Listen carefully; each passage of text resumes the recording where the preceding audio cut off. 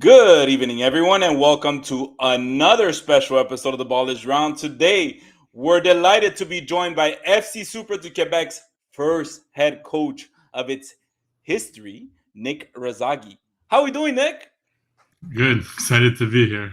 How are you? Good. Yeah, I'm good. I'm good. I'm good. It's getting terrible weather today, but we're running through. Honestly, last time when we did one of these interviews, we did it with Rocco, and the weather was terrible. So I think the weather is kind of coordinating with our interviews, which is fantastic.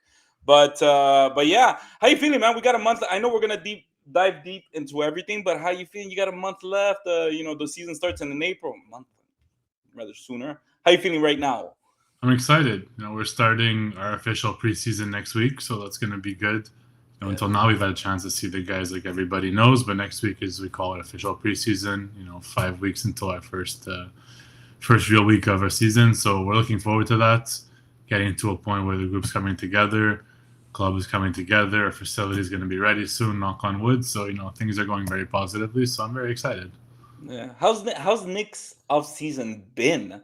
This is I guess your first official off season in the CPL. Yeah, it's been as I guess everyone would expect. Busy, things to do.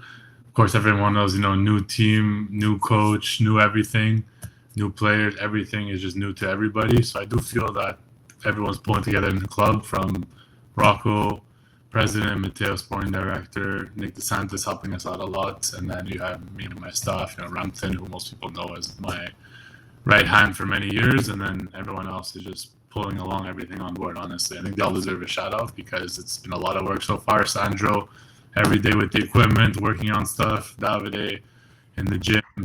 Dylan, Nick, Anthony. I want them all to know that these guys are all working very hard. They won't get a lot of love from the public because not everyone knows the backroom staff, but everybody's been working so hard from top to bottom to make this work. Of course, of course. I mean, I think we're all excited to get to meet everybody, but you're the head coach, Nick. Yeah, the spotlight is always going to be good on you for good or for bad. But let's go ahead, and I'm sure you're used to this because you've been doing this for a little bit.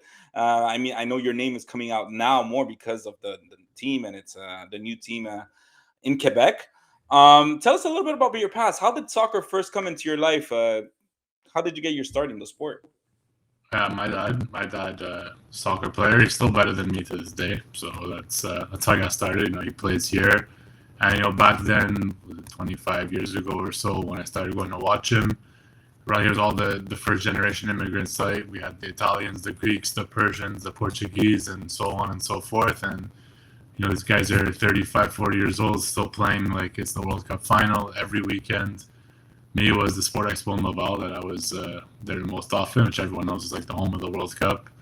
And then going out to see Friday nights, and that's how I spend my time. Really, is watching my dad play soccer. And funnily enough, Brompton, who's my right hand, I've been friends with him since I'm a kid.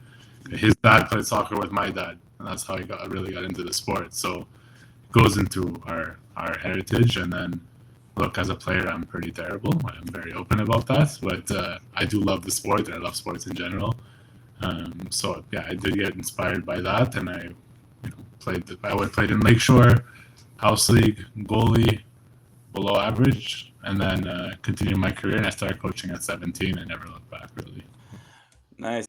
Yeah, so just kind of continuing on talking about your youth. So you did say that you weren't a very good player and all that, but talk to us a little bit. When does I know you said you started coaching at 17 years old, but when is it? Is there a moment, maybe in particular, maybe it was a good moment, a tough moment where you say, "I don't think I can be a player anymore. I prefer to go down this other path." What was it? Something in particular that happened, or Well, look, I always say I always wanted to coach. So I know it's a bit unusual for kids and they fall in love with the game first as a player and then maybe coaching after. But for me, I love the analytical aspect of sports. Like I love looking at the game from a point of view, a strategic point of view, which I think a lot of coaches when they start coaching mention that that's something that they enjoyed as a player.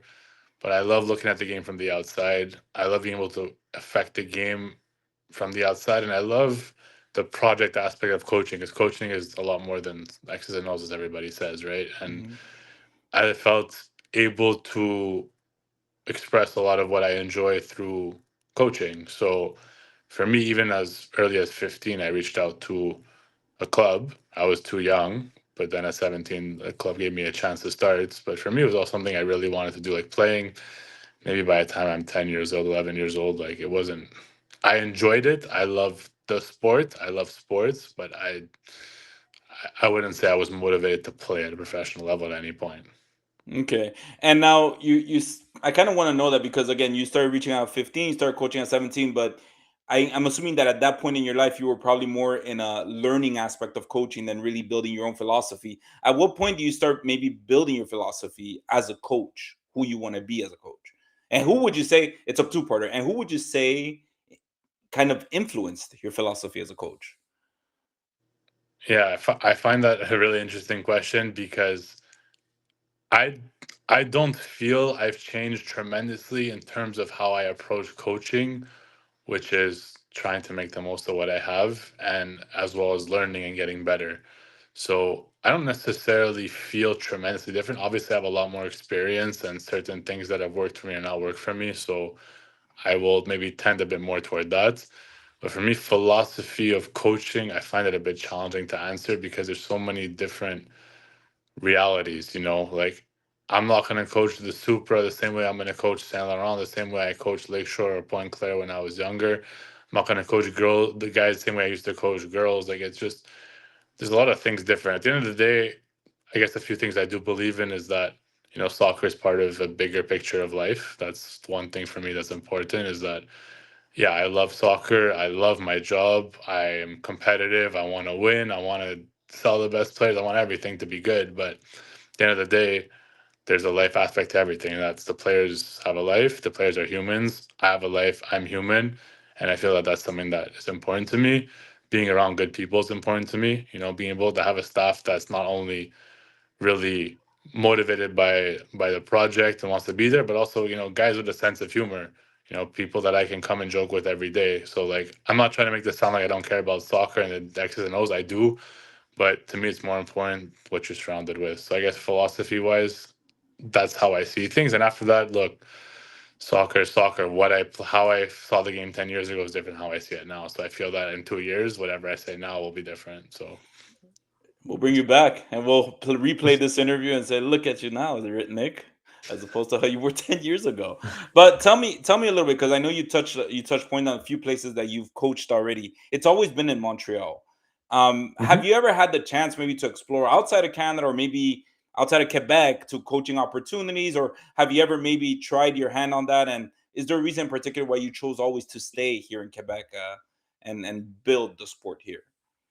yeah, that there's well, look, I've never coached outside, as you said, whatsoever. Mainly because like I grew up, I started from where I grew up, right, West Island. So I started coaching out there, and then things built themselves gradually through that. I even coached in college, and it was in Advania College. So Hmm. it was at the end of the day still in Montreal.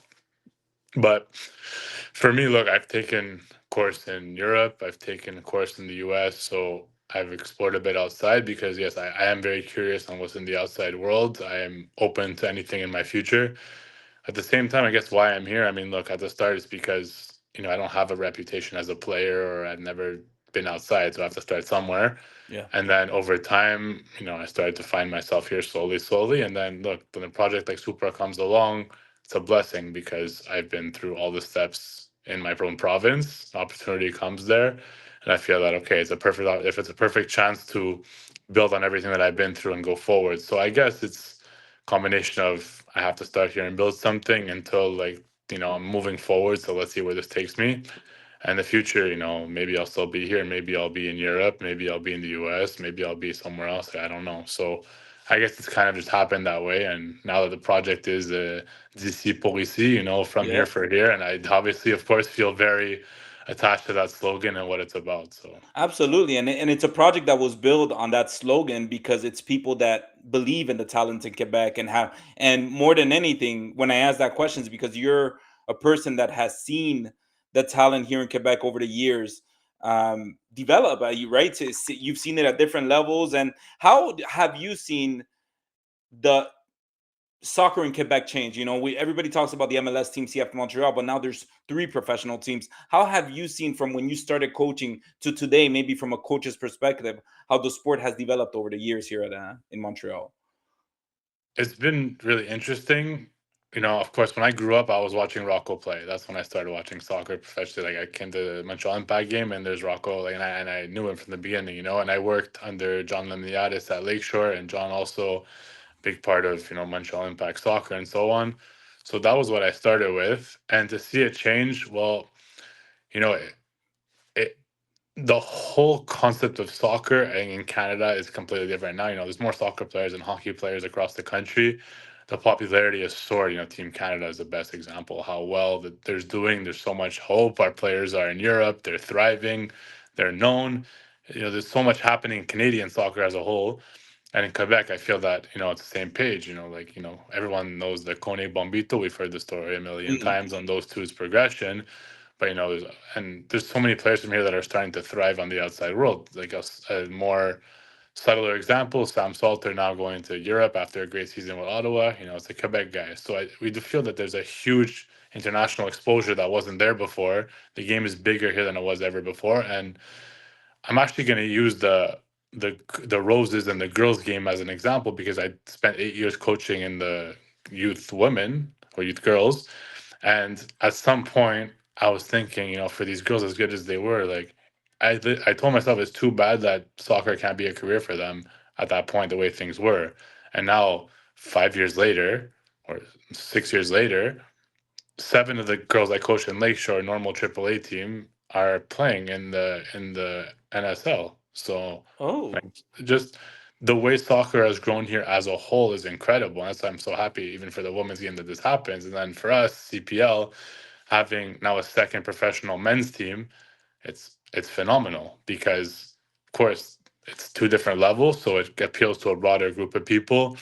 And the fact that so many of these players that would not even be given a chance have somewhere to go and give it a shot and a hope is crazy because even coaching at Saint Laurent, yeah, we all know the story of how, the way we won, the way we went to Canadian Championship, the impact we had. Yes, everyone now knows that story.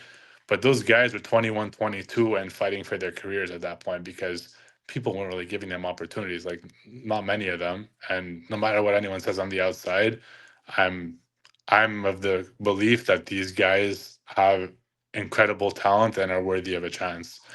And the fact that now there's a team here and we made that happen through what we did at Saint Laurent, through Rocco, through our owners, and through everything that's happened afterward, it's incredible. It's almost unimaginable that 2 years ago, guys were literally in the process of thinking during the Canadian Championship, they were having a hard time struggling between do I keep pushing or do I start school and focus on other stuff in my yeah. life? Hmm. And that, like, I saw these guys go through. I saw Wesley Wanje, who's now with us at Supra, was my captain at Saint Laurent.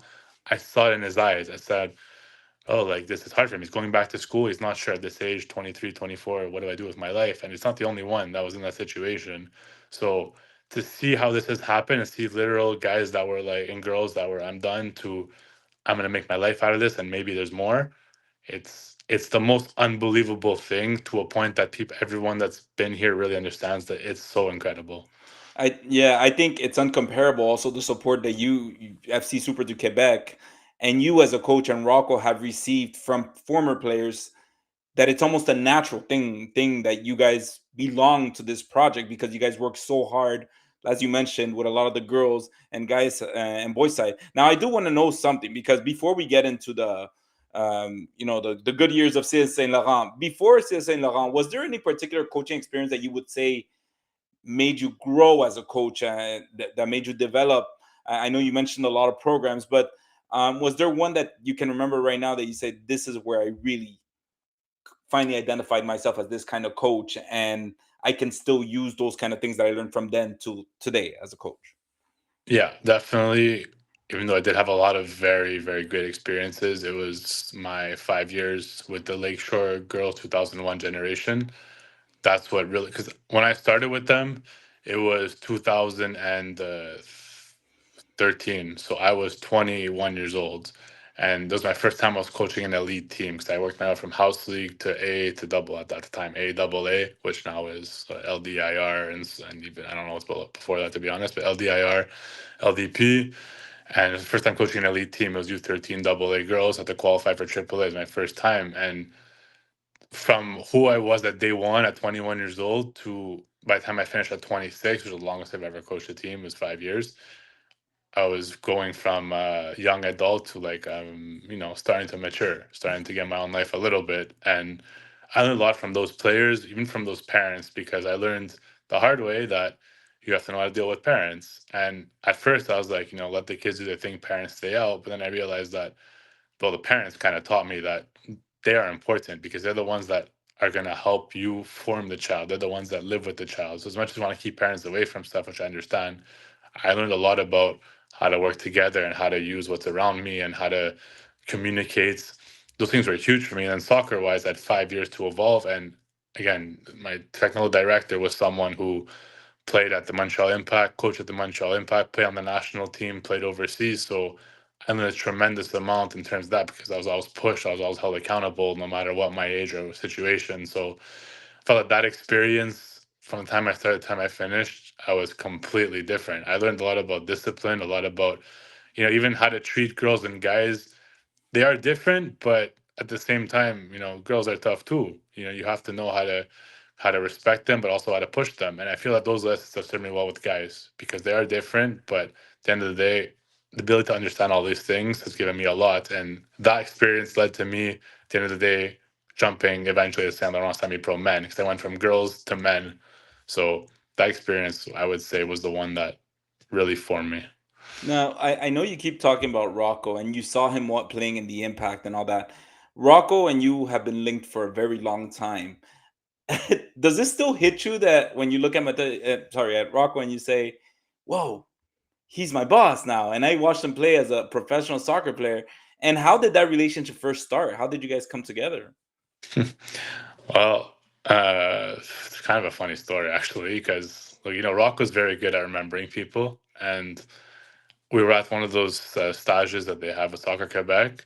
I didn't really know him like I knew who he was, of course, but like I didn't know him personally.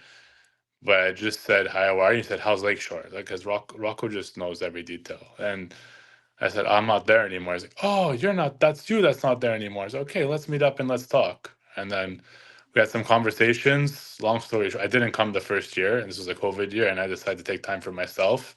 Hmm. But what actually I really appreciate is they were understanding of that, and they still pushed me for the year after, and I ended up coming year after, coaching a girls' team, and then they uh, they knew what I wanted in my personal life, and then when semi pro came around, they gave me that opportunity. And I'm very grateful for that because there was a lot of coaches at Saint Laurent that I always told these coaches too they would have deserved it, and rightfully so. But the fact that Rocco put his faith in me and Rampton and my staff that I chose, I'm very grateful for that. And at the end of the day, you can ask why. I don't know. At the end of the day, I was just someone who coached girls soccer and I was like 29, 30 years old, but took a chance on me. So look, I'm very, very grateful to him, and I still am. And now I work closer with him. Before he was at Saint Laurent, he's the head of the club, but I didn't really have to work with him. Hmm. Now I work with him, and look, at the end of the day, what I love about him is that he is so positive and optimistic, and he pushes forward and finds solutions all the time. And I love working with someone like that because at the end of the day, I believe in him, and I believe that no matter what I want, he wants the same, if not more. And the result speaks for itself. And every piece of credit that he's received, he deserves it and more because people don't have any idea truly how much, like, people are giving him credit, but they don't really get how much this guy does and has done and how much respect he deserves. Like, I have nothing but great things to say about him. Well, look, that's tremendous because he came on this show and he said he doesn't believe in the word impossible, and he's always trying to fix things. He's always the kind of person that's going to move forward. So I can only imagine that his energy has got to be contagious to his staff. Now that you work closer with him, you probably see it on a more everyday basis, right? But let's talk about Saint Laurent. Um, I know when I spoke to Mateo, I also spoke to Rocco. They told me that at the beginning it was difficult. It was hard. I know you took the year off in 2020, but what was it like? What was it like at the beginning? What kept you going, believing the project that says Saint Laurent would be something at some point? would be the club that it is today? Well, my first year since I was with girls, I got to learn a lot about the club, and I felt that was interesting because going from Lakeshore to Saint Laurent is a very big mental shift in terms Mhm. of approach, philosophy, everything. Like they're almost opposites if you want to look at it that Maybe way. if you can So summarize a little bit what the difference between the two were.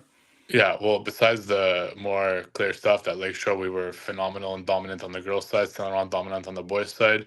Lakeshore, it's a bit more by the book, a bit more structured, maybe, again, different, I guess, different. Saint Laurent's a bit more immigrants and stuff. Lakeshore's a Mhm. bit more, uniform. And so there I was used to something, and my technical director's style was a bit more harsh, a bit more soccer oriented. Coming to Saint Laurent, the approach was a bit more freedom, a bit more um, creativity if you want space to express yourself, but the expectations were success, like point final. That's it, that's all. So those are a little bit of the subtle differences. Um, Obviously go into details, but I think that's Mhm. that's the subtle differences. So that first year I got to adjust to that and learn what's the same, what's different, what do I like, what I not like, what works, what doesn't work. But for me, it's important. And we go back to your first question you asked me before about philosophy. And it's important to respect where you are. And Saint Laurent and Lakeshore are not the same, just as any other club wouldn't be the same. So it's important that I understand what Saint Laurent's about, why it's successful, why it's built. And again, Saint Laurent was terrible until Rocco came. That's the truth.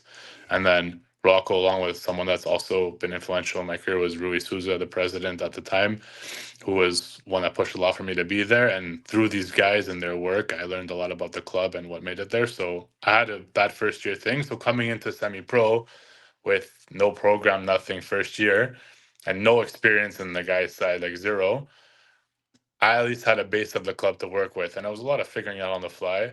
And at first it was a lot, and there was COVID at the same time. So there were challenges to put together a team with 500 guys on trial, COVID, so you can't train for 2 months. And we're in March and now suddenly starting to train and we have nothing going on and I don't know anybody or anything. So it was Sounds so challenging. much fun. Look, looking back for sure it was a phenomenal experience because Yeah. now if anything is in place, I already feel ahead of the game.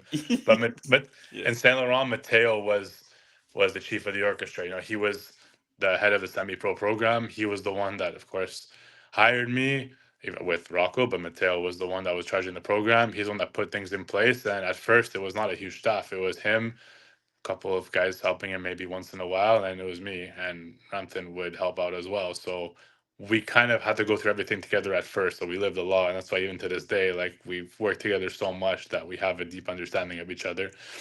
But look, truth is, we started off on the right foot. We started winning. We never looked back. Like that's the reality. I couldn't. Maybe Yeah. if we lost the first two games, we would have been terrible. I don't know what to tell you, but that's how we started. Yeah. We got on a roll. We had some bumps, but from those bumps, we had the character to keep pushing forward. And some details, but again, having guys like Wes, Liwanje, and Yan Tuali, who are the two 21, 20-year-olds of the team, captains, kids of the club, those guys helped a lot because they set a big tone with the team and the club meant a lot to them. And I think that goes to something that to this day with Supra, you're going to see the same thing is the club meant Saint Laurent did, and Supra as its own club will mean a lot to people. And Mhm. that's at the end of the day the driving force for everything. Because when it means a lot, you just find a way. And like Rocco says, you always find solutions. For me as a coach, it's find the answer. Mateo's find the answer. The players just figure it out. And yes, you want to try to have a structure and a way of doing things, but at the end of the day, everyone's will to succeed and to sacrifice for the clubs that they're in, it kind of overrides everything else. Yeah, and I think in every sport you always see the players reflect the coach's personality. And you mentioned a little bit, you touched on it a little bit as well about Ismael Kone, Moise Mido. Those are the moments that Saint Laurent were some of the highs, right? And as well as the match against in the Canadian Championship against Toronto FC and all that. Um, as a coach, talk to us a little bit about those very, very moments that from the outside we see it, it's like, c'est Saint Laurent again, c'est Saint Laurent again. It kept popping up. How do you see that from the and those being in the room, those conversations that you're having with with the players? How were those moments for you? Yeah, for me, it was really a crazy ride. again 4 years in the semi-pro program. The fact that the club had a reputation for winning and success and was building and building and building, it definitely makes it easier because the club is respected on its own. The moment Saint Laurent was announced in the semi-pro league, no matter what anyone says, I can promise you that people were just wondering, okay, what's going to happen? Because there's that feeling around Saint Laurent. You feel that thing.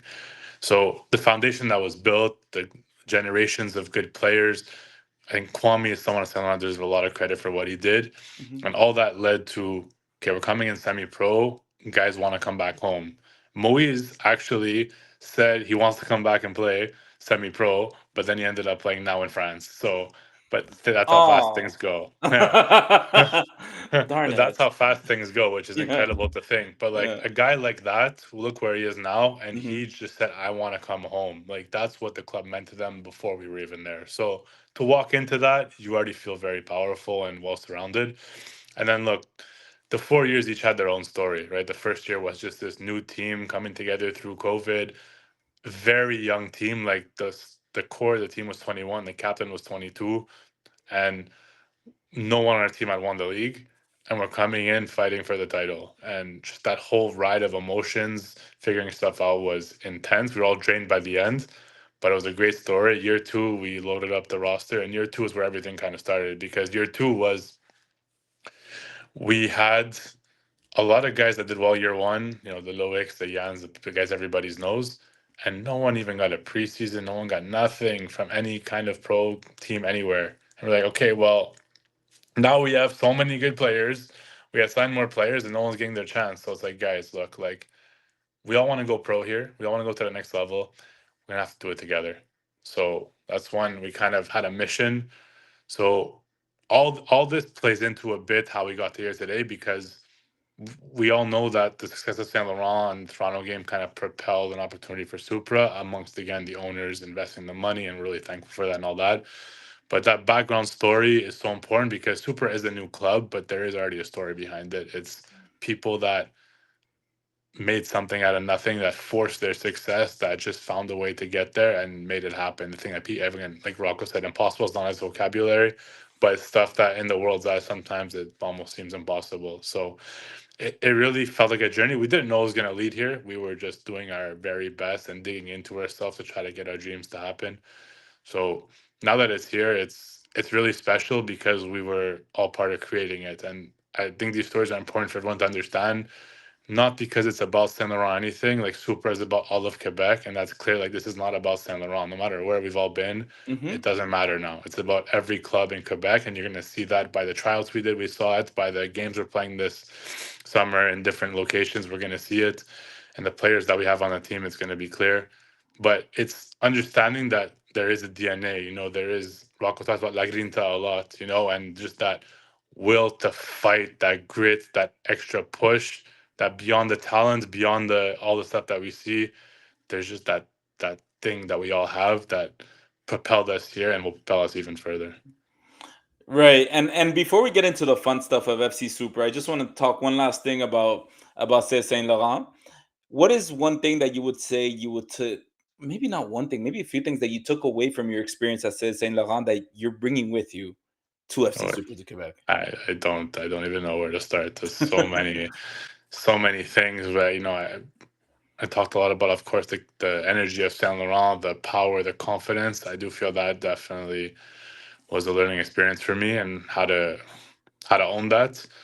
At the same time, it's 4 years of experiences, and I learned a lot how to adapt, to different players, different circumstances. 4 years with a team is a long time, and every year that you do well, people want to come back for you. So it's how do you adapt? How do you grow? Sometimes it's when do you have to just stick to what you're doing and not overcomplicate it. I learned a lot of lessons, and at first also is how do you treat players because I went back and apologized to some players that I felt that looking back, I could have handled it better. I could have respected Mm. them more properly. And it's not about playing them or giving them what they want. But sometimes my way of doing things was like, okay, I just could have done that more properly. And I feel all these little things about, just growing up and being mature and being a man and being professional. I do feel a lot of those things came out. Of course, in soccer, you learn as well. But that's, there's so many things I don't even know where to finish this list. But the life of a coach in general, the life, I mean, the tenure now as we see it in Europe, in the US, everywhere, and it's getting shorter. Clubs are getting a lot more impatient and all that. But it does look like FC Supra is approaching this with a lot of patience. They know there's going to be growing pains. I'm sure there's going to be growing pains, even as a coach, as a staff, and all that. But I think we're all excited. It's a new project now. How does FC Super du Quebec start becoming a reality for you? How did it first come up as an idea? Was it natural? Was it a surprise for you? How did it all come together? Yeah, I mean, look, it's a long backstory, but long story short, at the end of the day, it's this is we didn't make it. Like, it was Rocco that did this, and that's the truth. Like, again, he's the one who put a vision out there. He's had this idea. He made it happen. I know we played our part. Mateo, Ramton, and I had huge parts. And at the end of the day, I know if we don't play Toronto, this isn't happening either. Like, we had to do some crazy stuff on the field to this reality, and we're well aware of that. But the truth is that we're not the ones that are going to convince guys to spend all the money I'm investing in the team. We're not those guys. We're not the guys going to find the sponsors. We're not the guys going to put the platform. That's Rocco. That's what he does so tremendously. So for us, it was okay. Let's see what's going to happen. When the ideas, rumors start coming out, we're excited, but keep your feet on the ground. You don't know what's going to happen. You don't know if it's going to be us because it's a pro team. Just because we're at Saint Laurent doesn't mean that we should be the coaches of the Supra. Yeah, right. So, I was trying to take everything in stride and in one way perform with Saint Laurent because, if also I'm a bad semi-pro coach, why would I be a pro coach? So I have to perform. But at the same time, like, okay, if this happens, I need to get ready. I need to start preparing myself, get ready for interviews, get ready for whatever questions they might have because, like, I'm sure I'll get a chance to at least interview, but like, I need to prove myself. Like, I'm not gonna take this for granted. That's not how I am. So it was very exciting with Rumpton. We were talking all the time, and it was trying to push forward, keep hope alive, be positive, at the same time do the job we had to do and do. So it was a very interesting time. And of course, there's the reality of life, right? Like, we have to have, like, coaching Saint Laurent is not a full-time job. Like, it's Hmm. full-time job hours, but this is not gonna make your life. So it's like, what else are you gonna do at the same time? Are we gonna work more? Am I gonna focus on soccer and take the risk on this? Like, it's decisions we all have to make in these realities. An average soccer coach here has like 3 4 jobs to make a proper living. So it's all these things are happening in our mind, and look, I'm really glad it worked out, and here we are. Yeah, and you mentioned the Toronto game leading up to it. I know probably weren't really in charge of marketing and all that. That's okay. But you said it. You said something very important. You said if that Toronto game doesn't happen, we might not have a team. Did you at that moment capture the pressure? Did you maybe foresee, hey, this is huge what we're doing now? Or is it now that you look back at it, you realize, oh shit, that was the moment. That's when it really hit. When Mm, is it that you realize the importance of that game? it's more looking back. It's really the more other people talk about it because I understand the details around it, but for me, it's a soccer game. And as a coach, I feel that that's my responsibility because also we had a quick turnaround from Halifax. Halifax probably felt more stressful than Toronto for everybody because it was the moment, that, like, Toronto is just incredible. And at home, crazier. It was 6 days after, though. Halifax is like the moment. And Halifax, we walked in, there's 4,500 people yelling against you, and we're playing on grass. We never played on grass, and everything is like, it's the moment you trained for and waited for a year. So that was something. But Toronto was okay. We did at Halifax. We got ready for Toronto. We came there 6 days later. The club did a tremendous job to organize everything because turning around something in 6 days and getting to a field and getting 8,000 fans is incredible. And look, for me, the moment in the game I knew things were real was when Nathan Goulet cleared the ball off the goal line after 5 minutes, and then I hear like I don't know 3,000 people behind me start screaming and celebrating. I'm like, oh, okay, now we're here. And then, like, the game was emotional, of course, but it's really after when people that maybe are in soccer, but everyone was there. Like, everyone, you can name someone, they were there at the game. Like, anybody, they were there. And that's when you hear them talk about the game, when you hear people that you don't expect to say, I was at that game, that's when it starts to hit you, is wow, like, this affected everybody. So, look, the game was the game. I'm still very furious that the penalty wasn't called and that we weren't getting Let's told it talk wasn't about called. that. So, I, so yeah, Yeah.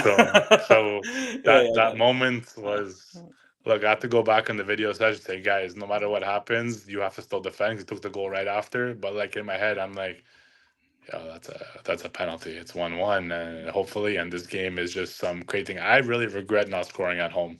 We played well, but I really wish we scored in front of our fans. And that 1-1 goal, I'm not saying we would have won, but I'm saying you really never know. And we It were makes a doing well. difference. It makes a difference in any game, not just. Uh, Did the fan inside you ever get excited when you saw Federico Bernardeschi running no, alongside? no. I just watched him play, and I watched him basically walk faster than we could run with the ball at his feet, and I'm like, okay, like this is a different level of quality Yeah. of player. Um, But look, No. I'm whatever. It was cool. Honestly, Insigne in the second leg, I was taken aback that he started again. Herdman after actually told us he knew he'd surprise us by starting him, and that was again I learned the little details because I didn't expect Insigne to start the second game, but that one actually caught me a bit more off guard, and since he started the game, it made a bit more of an impact. So I Yeah. would say that one maybe a little bit. I respect Bernardeschi a lot, though. I found him good at Juventus, and I still find him good now, to be honest, at Yeah. Bologna. But yeah, no, that Yeah. was I whatever. think it hits every coach different, right? Every player different. Even when you see Lionel Messi in the field, it just hits different. And we've heard millions of interviews of people just playing with some of the greats in the field, and it just hits different. All right, let's get to the new baby, FC Mm. Supra du Quebec. So, how you're the head coach now, Nick? Like, how would you define yourself as a coach? I know you talked a lot about. It's a hard question to answer, and I asked you a little bit about your history and how. But today, who is Nick as a coach? What how would you define yourself as a coach for this team? Well, look, right now I represent the Supra, which is very easy because it's personal to me as well, as I've said. So, we talked about Grinta, which is again super important, and I think that's everyone that's listened to Rocco understands what that's about. And for me, it's okay. What do we have in Quebec? What is it that we're trying to show? And for us, it's a lot of talented players that go overlooked. And if it's you hear a lot of like, oh, it's their discipline. Oh, they're not as strong. They have maybe some lazy habits or attitude. But like for me, it's to show these guys off. That's really like I want these players to be seen on a national stage and people to be like, wow. And I fully believe that this province has an abundance of that. I believe if we had two Quebec teams, we would still have that. Because if you look at Quebec players not on our team right now, the list is incredible. Never Hmm. mind the ones that are around us who are great. So, look, for me, it's I want to show these guys off. And I share that with my staff, and my staff is all Quebecois too. We all come from everybody's Quebecois. Like, we talk about the relationship with Bilbao. Bilbao maybe has slightly stricter rules than we do, but we have staff and players and club members all across the board. So it's how do we represent this together on a soccer field every day in public in the community. That's what I want us to be about. So really that's what my focus is. It's maybe not a philosophy, but that's what we're about. So everything is about that. At the end of the day, it's not about what I think. It's not about what I like. It's about what's going to make these players and this club shine for Quebec. And now one of the things that, kind of going back to say Saint Laurent, like what would you say is the biggest difference in coaching a semi-pro team to now the CPL level, where you got to get, no matter how long you've known these players for, or you've coached them, now you got to get them coached up for the next step. Look, I would say I'll feel it more when we start playing real league games. Even exhibition games won't tell you that much. Okay. But league games, when you're traveling every week, when it's competition, when you're playing the same team 4 times a year, and all that kind of stuff, then I think we'll be able to tell a lot more. For now, the biggest difference is again maybe not fair because we're building a club from zero, and I don't think people. It's hard to fully grasp how much work that is till you do it, but it's a lot for Yeah. everybody. And at the same time, I love our identity as only Quebec. It's just Yeah. that people also need to understand that we're playing against teams that choose players from all over the world. And I would say Lorenzo Caligari plays in Halifax. This guy played at PSG. You watch his highlight videos at PSG, phenom.